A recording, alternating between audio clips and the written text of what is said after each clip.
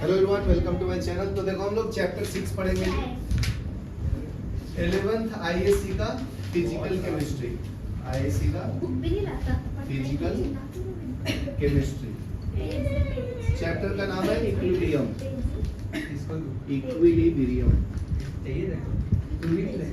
ध्यान से सुनो, बहुत सिंपल है। सानवी, इक्विलिब्रियम में क्या है, ध्यान से सुनो। ये फॉरवर्ड भी जा सकता है, बैकवर्ड भी आ सकता है, ठीक है। और एक पॉइंट के बाद दोनों सेम हो जाता है।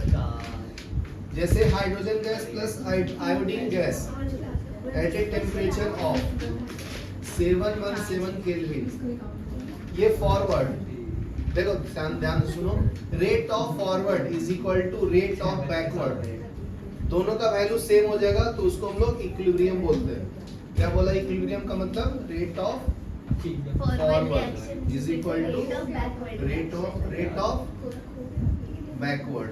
इसको हम लोग इक्विलिब्रियम बोलते हैं, ठीक है। तो ये हाइड्रोजन आयोडाइड बनाएगा, ठीक है। तो एग्जांपल है 2-3, ये लिख लो।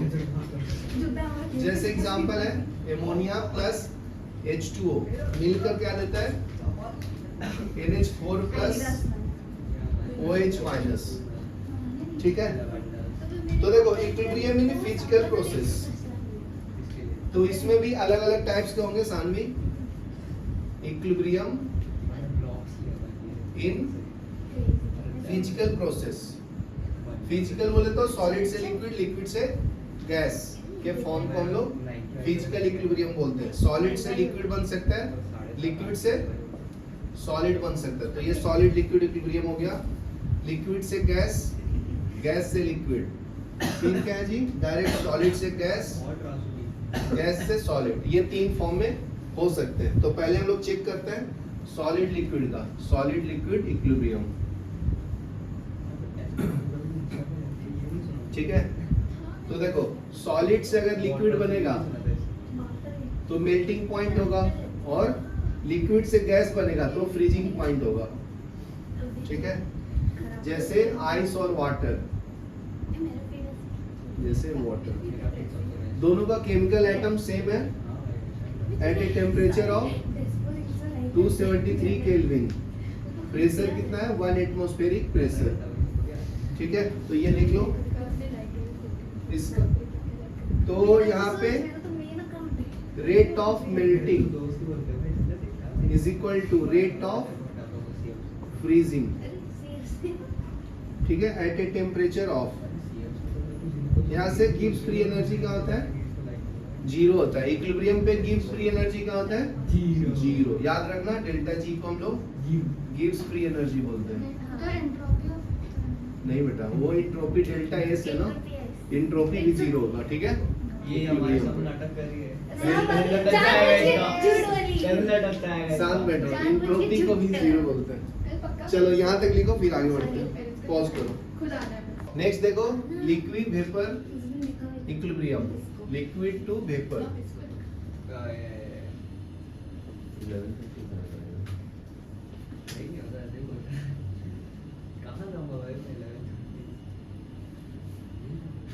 ठीक है। तो एक पॉइंट के बाद जैसे लिक्विड से अगर वेपर कन्वर्ट होगा तो एक पॉइंट के बाद ये इक्विलिब्रियम पे अटेंड कर लेता है। ये जो लाइन है ना, ये इक्विलिब्रियम कहलाता है जी। ये पॉइंट को, इसको बोलते हैं हम लोग स्टेट ऑफ इक्विलिब्रियम, ठीक है। तो ये आपका टाइम के साथ इंक्रीज होता है रेट।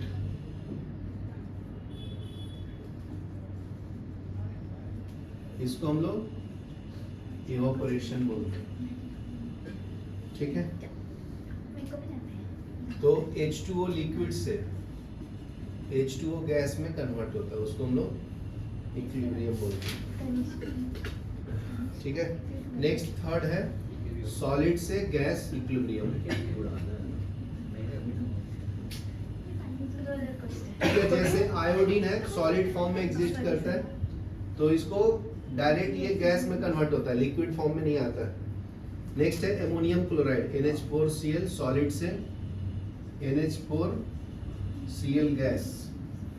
नेक्स्ट है कैम्फर, ठीक है, सॉलिड से डायरेक्ट गैस में कन्वर्ट होता है।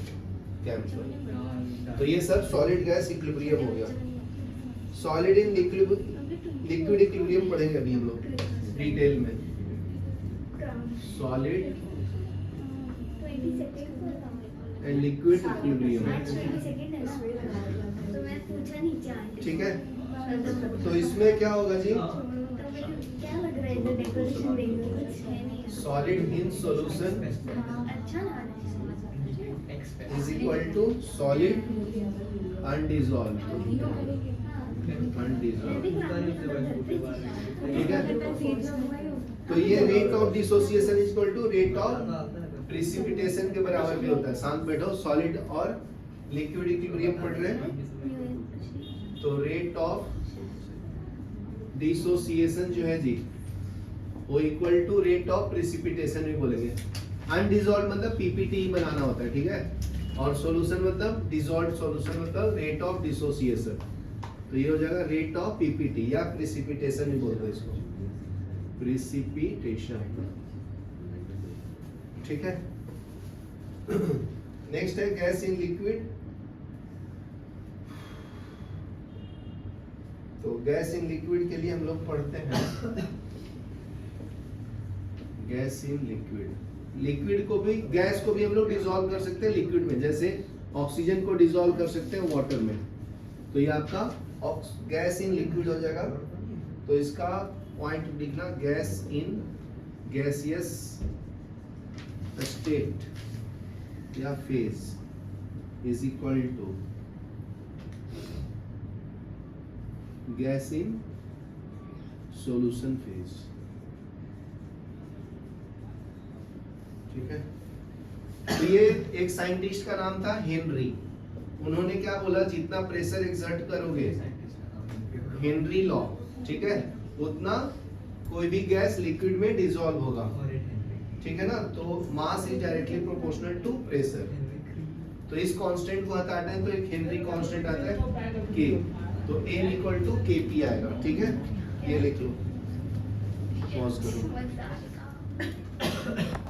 ठीक है। नेक्स्ट देखो, general characteristics of equilibrium involved in physical process. Next क्या है, general characteristics, general characteristics of equilibrium, general characteristics of equilibrium involving physical process, physical process, ठीक है। तो फर्स्ट है, in case of solid and liquid equilibrium two phase exist together in equilibrium only at particular temperature known as melting point और freezing point. तो solid से जब liquid convert होता है तो सॉलिड से लिक्विड जाएगा तो मेल्टिंग पॉइंट, और लिक्विड से सॉलिड जाएगा तो फ्रीजिंग पॉइंट। तो इस पॉइंट पे सॉलिड और लिक्विड इक्विलिब्रियम पे एग्जिस्ट करते हैं जी, ठीक है। तो एक्सचेंज ऑफ हीट नहीं होता है इस time, no exchange of heat. ये इक्विलिब्रियम की बात कर रहे हैं खाली, ठीक है ना। सामने ये इक्विलिब्रियम की पॉइंट है, तो एक पर्टिकुलर टेम्परेचर है, मतलब उस टाइम टेम्परेचर कांस्टेंट होगा, ठीक है। तो ये शॉर्ट फॉर्म में पॉइंट्स को मैं एक्सप्लेन कर दिया हूँ। नेक्स्ट देखो, लिक्विड से गैस जब कन्वर्ट होगा, ठीक है, तो प्रेशर ऑफ गैस और the liquid remain constant provided temperature is constant. मतलब प्रेशर जब कांस्टेंट होगा तो टेम्परेचर को भी कांस्टेंट रखना, तभी लिक्विड से गैस में कन्वर्ट कर सकते हैं इक्विलिब्रियम फेज को, ठीक है। नेक्स्ट है सॉलिड से लिक्विड, जब डिसॉल्व करते हैं सॉलिड को लिक्विड में तब सॉल्युबिलिटी इज कांस्टेंट। तो एस को क्या बोलते हैं, सॉल्युबिलिटी। सॉल्युबिलिटी मतलब कितना अमाउंट डिसॉल्व करेंगे, मान लीजिए वाटर के अंदर, ठीक है, मान लीजिए नमक डिसॉल्व कर रहे हैं, तो इसको हम लोग सॉल्युबिलिटी के फॉर्म में रिप्रेजेंट करते हैं। सॉल्युबिलिटी कुछ भी नहीं है, ये कॉन्सेंट्रेशन ही है, मोलरिटी ही है। ये क्या होता है, मोल्स अपॉन वॉल्यूम होता है ना, उसको हम लोग सॉल्युबिलिटी बोलते हैं। इसका यूनिट मोल पर लीटर होता है। तो कितना अमाउंट डिसॉल्व करोगे नमक वाटर में, उसको सॉलिड लिक्विड इक्विलिब्रियम बोलेंगे, ठीक है। तो ये कांस्टेंट सॉल्युबिलिटी पे होता है, तो S इक्वल टू K होगा। तो 1 लीटर वाटर में फिक्स्ड अमाउंट ऑफ NaCl को डिसॉल्व कर सकते हैं ना, सैचुरेटेड सॉल्यूशन जिसको बोलते हैं। उससे ज्यादा करेंगे तो सुपर सैचुरेटेड हो जाता है। कम करेंगे तो अनसैचुरेटेड होता है। ये मैं आप लोगों को लिक्विड स्टेट में बताऊंगा, ठीक है, इक्विलिब्रियम में, सॉल्यूशन चैप्टर में, ठीक है। अभी के लिए इतना ही है। नेक्स्ट है जब गैस को लिक्विड में डिसॉल्व करते हैं, गैस को लिक्विड में, ठीक है, amount of gas dissolve in a given mass of solvent is proportional to the pressure. तो यहाँ पे जो मास और डायरेक्टली प्रोपोर्शनल टू प्रेशर है, जिसको हम लोग क्या बोला है, हेनरी लॉ बोले ना, M equal to K into P, ठीक है। यहाँ तक मॉडुलस नहीं, मोलरिटी। M मतलब मोलरिटी है ना, नहीं उसके नीचे ये मोल्स, मोल्स अपॉन वॉल्यूम, ठीक है, उसको डिफाइन करते हैं मोलरिटी को। चलो ये लिख लो, फिर हम लोग केमिकल इक्विलिब्रियम पढ़ेंगे। अभी नेक्स्ट टॉपिक पढ़ेंगे हम लोग जी, केमिकल इक्विलिब्रियम, केमिकल इक्विलिब्रियम, ठीक है। देखो केमिकल इक्विलिब्रियम में दो टाइप्स के रिएक्शन होते हैं। पहले तो होता है इरिवर्सिबल। इरिवर्सिबल मतलब सिर्फ फॉरवर्ड जाएगा, बैकवर्ड नहीं आएगा, इरिवर्सिबल रिएक्शन। तो ये केमिकल इक्विलिब्रियम नहीं दिखाएगा ना, ठीक है, ये सिर्फ फॉरवर्ड जाएगा, बैकवर्ड नहीं आएगा। जैसे देखो नमक, जैसे सोडियम है, इसको वाटर में डाल देंगे तो ये सोडियम हाइड्रोक्साइड बना देगा, तो ये बेस बना देगा, ठीक है। ये आपका मेटल था, ये वाटर बेस की एसिड की तरह काम करता है, ठीक है, और हाइड्रोजन गैस रिलीज करेगा। सिर्फ जो आगे जाएगा फॉरवर्ड, उसको हम लोग इरिवर्सिबल रिएक्शन बोलते हैं, ठीक है, ये बैकवर्ड नहीं होगा, ठीक है। तो chemical reaction which proceed only in one direction is called irreversible reaction. तो डिफिनेशन लिखना है तो लिख लो, the reaction which moves in only one direction is called irreversible reaction। यहाँ तक क्लियर है? तो बहुत सारे एग्जांपल है, बस एक ही याद रखो। जैसे कैल्शियम कार्बोनेट है, इसको भी तुम डिसोसिएट करोगे हीट करके तो कैल्शियम ऑक्साइड प्लस CO2 देता है, ठीक है। तो अपने को केमिकल इक्विलिब्रियम रिवर्सिबल रिएक्शन के लिए पढ़ना है। रिवर्सिबल मतलब जो फॉरवर्ड भी जा सकता है और बैकवर्ड भी आ सकता है, रिवर्सिबल रिएक्शन। तो जैसे मान लो Fe प्लस H2O है, जंग लग जाएगा तो Fe3O4 देगा प्लस H2 देगा, बैलेंस करना है तो कर लो। 3 आयरन है तो यहाँ पे 3, यहाँ पे हाइड्रोजन 2, ऑक्सीजन 4 है तो यहाँ पे 4 लिख लो, तो 8 हो गया ना, तो ये भी 4, तो ये बैलेंस हो गया। लेकिन ये जंग हटा देंगे आयरन के ऊपर से तो पीछे भी आ जाता है, तो फॉरवर्ड भी होगा, बैकवर्ड भी होगा, ठीक है। नेक्स्ट देखो, तो इसमें क्या लिखेंगे डिफिनेशन में, रिवर्सिबल का, the reaction which can move forward and backward both is called reversible reaction. क्या डिफिनेशन होगा रिवर्सिबल का, reversible reaction, the reaction which can move forward and backward or in both direction is called reversible reaction, is called reversible reaction, ठीक है। ये definition लिख लो। तो देखो ध्यान से देखो, chemical equilibrium and dynamic equilibrium, तो उसका ग्राफ बताता हूँ। अगर कोई रेट ऑफ फॉरवर्ड है, ध्यान से सुनो, जैसे ए जब आयरन और H2O रिएक्ट कर रहे हैं तो उसकी वैल्यू कम होगा ना, ठीक है, तो ये आपका रेट ऑफ रिएक्टेंट है, rate of reactant. Left hand side वाले को क्या बोलते हैं, रिएक्टेंट, इसको क्या बोलते हैं, रिएक्टेंट, इसको क्या बोलते हैं, प्रोडक्ट। तो इसका वैल्यू जब कम होगा तो प्रोडक्ट बनेगा ना, तो एक पॉइंट आएगा जब दोनों का रेट सेम हो जाएगा, जब पैरेलल लाइन बन जाएगा। तो जब पैरेलल लाइन बनता है उसको हम लोग रेट ऑफ इक्विलिब्रियम बोलते हैं, ठीक है ना, मतलब फॉरवर्ड इक्वल टू बैकवर्ड के बराबर हो जाता है। तो ये रेट ऑफ प्रोडक्ट है, ठीक है। चाहिए ओवरलैपिंग भी कर सकते हो, पैरेलल भी बना सकते हो, ठीक है। तो वाई एक्सिस पे रेट ऑफ रिएक्शन है, ठीक है। रेट ऑफ रिएक्शन को हम लोग आर से रिप्रेजेंट करते हैं, ठीक है। तो ये लिख लो, फिर हम लोग इसका प्रूफ भी बताते हैं, लिख लो, ठीक है। नेक्स्ट पढ़ेंगे हम लोग कैरेक्टरिस्टिक्स ऑफ केमिकल इक्विलिब्रियम। बात नहीं करो, नेक्स्ट देखो कैरेक्टरिस्टिक्स ऑफ तू आ सकते हो केमिकल इक्विलिब्रियम।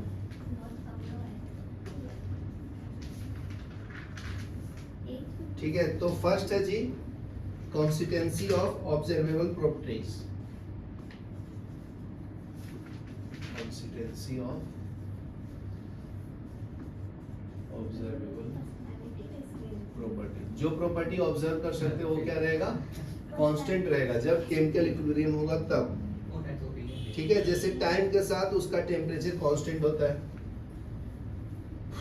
ठीक है, कंसंट्रेशन चेंज नहीं होता है। Concentration of all reactant and product remain constant, तो इतना ही पॉइंट लिखो, concentration of all reactant and product is constant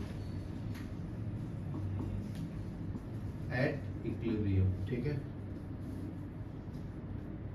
temperature is also constant, temperature equal to constant लिखो, तो ये ऑब्जर्वेबल प्रॉपर्टी है, ठीक है। अगर मॉलिक्यूल को तुम रोटेट कर सकते हो तो उसका स्पेसिफिक रोटेशन भी कांस्टेंट होता है, स्पेसिफिक रोटेशन इज कांस्टेंट, ठीक है। नेक्स्ट है second, attainment of equilibrium from either side. Attainment of equilibrium from either side, मतलब इसका मतलब क्या है, रिएक्टेंट से प्रोडक्ट भी बन सकता है, प्रोडक्ट से रिएक्टेंट भी बन सकता है, तो इसका attainment of equilibrium for both side is equal.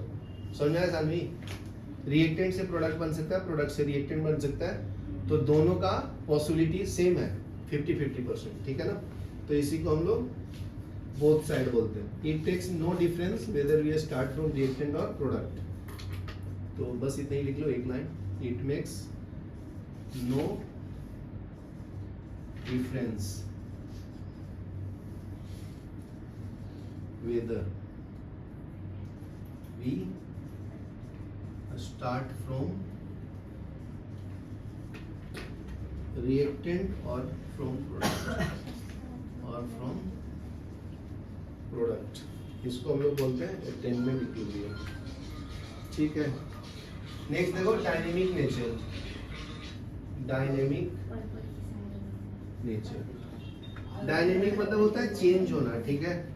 तो forward and backward reaction do not stop at equilibrium, obviously continuous at rate, ठीक है। थोड़ा बहुत चेंज होते रहता है, अगर सॉलिड से लिक्विड गया तो लिक्विड से गैस जा रहा है तो इसको डायनेमिक नेचर बोलते हैं। डायनेमिक मतलब होता है चेंज, ठीक है ना। जैसे सुबह हुआ तो टेम्परेचर कुछ और था, कम था ना, अभी जैसे जैसे सनराइज होती है तो टेम्परेचर इंक्रीज होता है, क्योंकि मॉलिक्यूल्स क्या होता है, हीट अप होता है ना। तो भी बोल सकते हैं कि एक दूसरे का इक्विलिब्रियम पे है, लेकिन तुम्हें पता नहीं चल रहा ना कि गर्मी बढ़ रही है, क्योंकि बहुत स्लोली होता है ना, इसलिए, ठीक है, उसको डायनेमिक नेचर बोलते हैं। देखो equilibrium can't be attend in open container या ओपन वेसल, तो जब रिएक्शन करवाते हैं तो क्लोज कंटेनर होना चाहिए, ठीक है ना।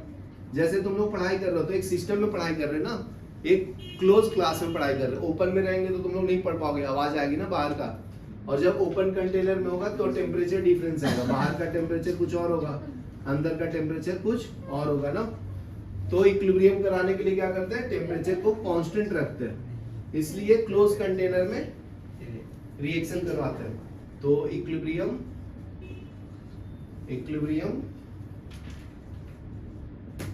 Can not be attained in an open container,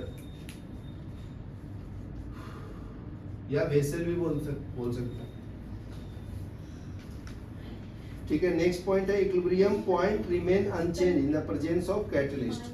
अगर तुम कैटलिस्ट भी ऐड कर दोगे, रिएक्शन को फास्ट या स्लो करवा सकते हैं, तो उसकी वैल्यू चेंज नहीं होगा जी। शांत बैठो, इक्विलिब्रियम की वैल्यू चेंज नहीं होगा। Equilibrium point remains unchanged in presence of catalyst,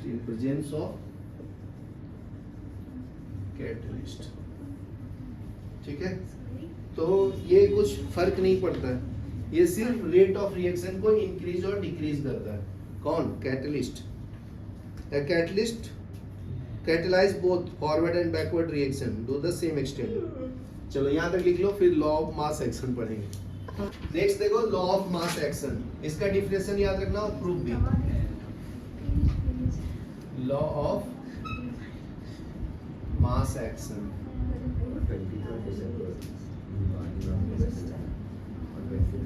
ठीक है। तो इसका स्टेटमेंट याद रखना, तो पहले लिख देता हूं फिर समझाता हूं। Eight constant temperature, eight constant temperature rate of a chemical reaction, rate of a chemical reaction is directly proportional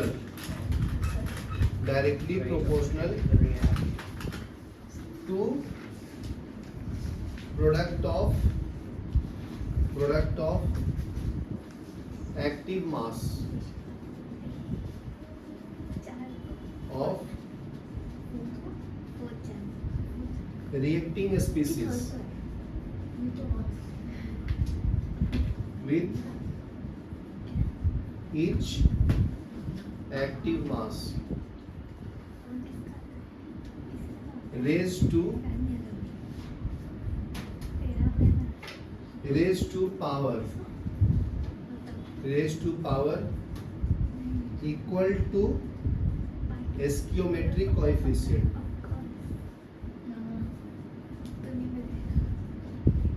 stoichiometric coefficient of that species in chemical reaction। ये पूरा डिफिनेशन याद रखना चाहिए। तो अभी ध्यान से सुनो, हेलो मैं बताता हूँ, ध्यान से सुनना। क्या बोलता है कि at constant temperature rate of chemical equilibrium is directly proportional to product of active mass. तो अगर कोई रिएक्शन ले लूं, मान लो A प्लस B, ये प्रोडक्ट बना रहा है P, ठीक है, या C प्लस D ले लो, इसका कोएफिशिएंट A, इसका B, इसका C, small d, small ABCD coefficient है, ये आपका रिएक्टेंट है A एंड B, ये क्या है? प्रोडक्ट है। Small A, B, C and D, small d, ये क्या है? Coefficient of A, B, C and D, ठीक है।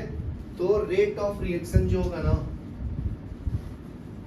रेट ऑफ रिएक्शन इस इक्वेशन के अनुसार ये concentration of A raise to A, B raise to D होगा जी, ठीक है। तो rate is equal to K concentration of A raise to A, B raise to B होगा। इसी को एक्टिव मास बोलते हैं, मतलब कॉन्सेंट्रेशन रेज़ टू कोएफिशिएंट, ठीक है। तो अगर ये रेट ऑफ फॉरवर्ड के लिए लिख रहे हैं तो बैकवर्ड के लिए भी लिख सकते हैं। अगर ये आपका रेट ऑफ फॉरवर्ड है, रेट ऑफ फॉरवर्ड, ठीक है, तो बैकवर्ड के लिए क्या आएगा? Rate of backward. बैकवर्ड में कौन आएगा? K कॉन्सेंट्रेशन, ये F लिखो, F मतलब फॉरवर्ड, B मतलब बैकवर्ड कांस्टेंट, इसमें C raise to C, D raise to D आएगा, ठीक है। तो जब इक्विलिब्रियम आता है तो दोनों आपस में क्या हो जाते हैं? इक्वल ना। तो at equilibrium rate of forward is equal to rate of backward. इसको हम लोग RF भी बोलते हैं, इसको RB भी बोलते हैं, ठीक है।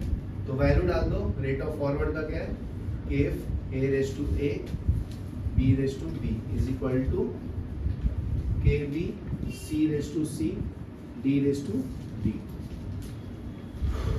ठीक है, तो K by K B is equal to C raise to C D raise to D, इसको नीचे ले लेंगे A raise to A B raise to B, तो इसी को हम लोग इक्विलिब्रियम कांस्टेंट बोलते हैं के। ठीक है, तो ये फॉर्मूला डिराइव हो गया for equilibrium constant.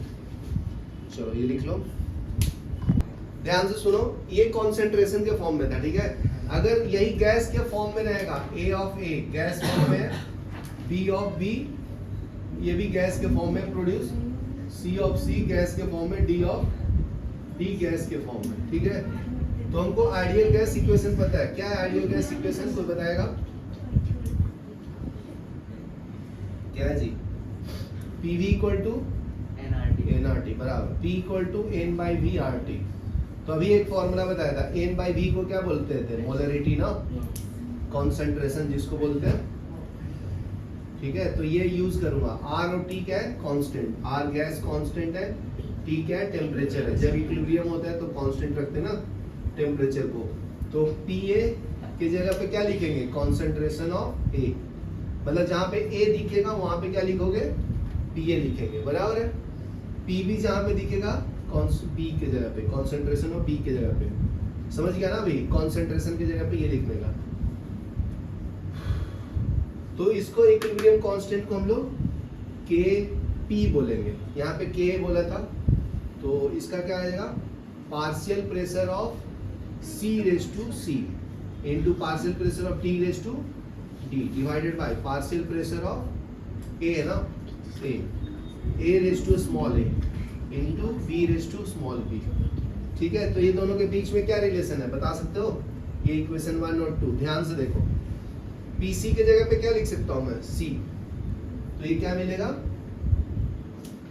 Concentration of C raise to C ना,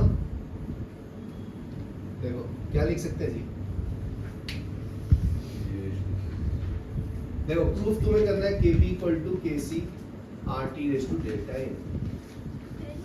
तो देखो, और ये RT भी है ना, यहाँ पे RT भी लिखो, RT हाँ ठीक है ना, बता देता हूँ थोड़ा सा। ठीक है, तो ये C raise to C RT raise to C, यहाँ पे क्या आएगा? PD के जगह पे क्या लिखूंगा? Concentration of D raise to RT raise to D। ये समझ में आया क्या कैसे लिखा? अनन्या, PC के जगह पे C RT लिखा, इसका पावर C था तो इसका पावर भी C आएगा ना, तो देखो C समझा ना? D है तो इसका पावर D, इसका पावर D, ये कैपिटल D है ना। ठीक है, A की जगह पे क्या लिखूंगा? Concentration of A raise to A RT raise to A, फिर इसके जगह पे B के जगह पे concentration of B RT raise to B। अभी ध्यान से देखो, इसको देखो और इसको देखो। इसके जगह पे मैं क्या लिख सकता हूँ? K लिख सकता हूँ ना, तो ये हो जाएगा K, और ये RT रेस टू क्या होगा? पावर सबको ऐड करते हैं और नीचे वाले को सब्ट्रैक्ट करते हैं। देखो ऊपर में पावर ये दोनों ऐड किया C प्लस D, और ये नीचे वाला पावर को सब्ट्रैक्ट किया, तो ये तुम्हारा Kp था ना, तो प्रूफ हो गया। Kp इक्वल टू Kc भी बोलते हैं, Kc RT raise to delta n। Delta n क्या है? Change in moles. Delta n क्या है? Change in moles. इसी को हम लोग moles of product minus reactant भी बोलते हैं। Moles of product minus moles of reactant. चलो ये लिख लो आज की वीडियो में।